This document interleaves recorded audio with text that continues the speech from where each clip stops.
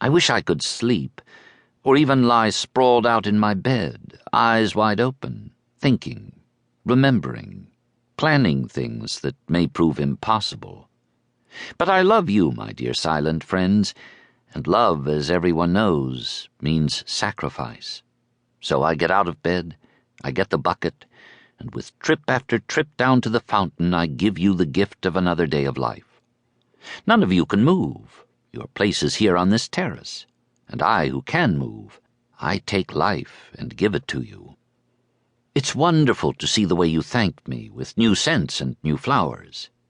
And you give life yourselves. Just listen to the insects, the festival of buzzing in the air. This is the miracle. Life as it multiplies, dividing itself into 1,000 parts, every one of them in its place, every one of them playing its part. It's a marvelous thing to be able to give life. You become God, and you're God when you take life, too. Ricciardi and Maione, after giving orders to Camarda and Cesarano not to let anyone in or out through the street door, followed the tiny doorman into the courtyard.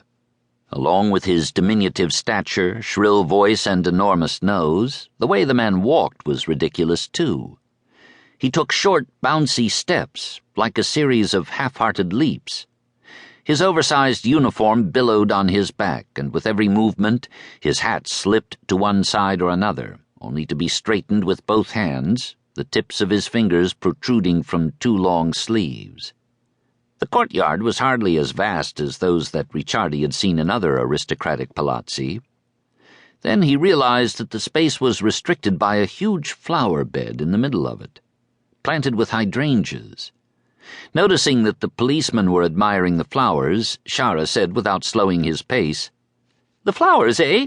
He's obsessed, the son of the Duke. That is, the young master is quite fond of them. He insists that we have flowers all year round." Ricciardi took a look around, making a mental note to undertake a more thorough examination of the place later, and noticed 4 large columns, one at each corner of the courtyard. Quite handy. In a pinch they could offer shade and shelter. To an overheated tradesman, for instance, or to a murderer. On a line with the street door, but at the far side of the courtyard, a broad staircase led upstairs. Just inside the entrance, on the right, was a little doorless room containing a small table and a chair. Maione spoke to the doorman. "Is that where you sit when you're on duty?" "Yes, sir, Brigadier. Exactly so. Whenever the street door is open, I sit there without fail." At the foot of the staircase, 2 women were walking toward them. One was enormous, both tall and broad, with a white apron over a light blue smock, hair tied up into a bun behind her head. Her face was pale, with a patch of red on her neck, and she was wringing her hands. There was no mistaking the fact that she was overwrought. The other one, younger, was skinny and angular, and she wore the black work dress of a scullery maid. She was sobbing, dabbing constantly at her eyes with a filthy handkerchief. "This is Signora Concetta, the housekeeper," said Shara, making the introduction by extending his dangling sleeve in the direction of the huge woman. "And this is my wife, Mariuccia, who cleans house." Maione touched his visor. "Brigadier Maione from police headquarters. Commissario Ricciardi, commander of the mobile squad. Concetta, and your last name would be?" The big woman replied in a whisper. She had been instructed always to speak in a low voice in the palazzo, and, overwrought though she might be, she could hardly break the habit. "Concetta Sivo at your service. As Peppino just told you, I'm the housekeeper here in the palazzo.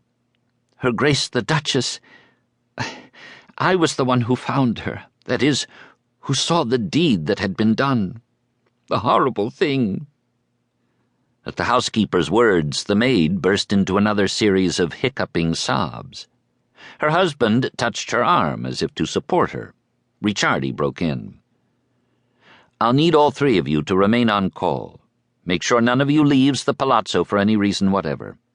By the way, are there any other exits besides the street door?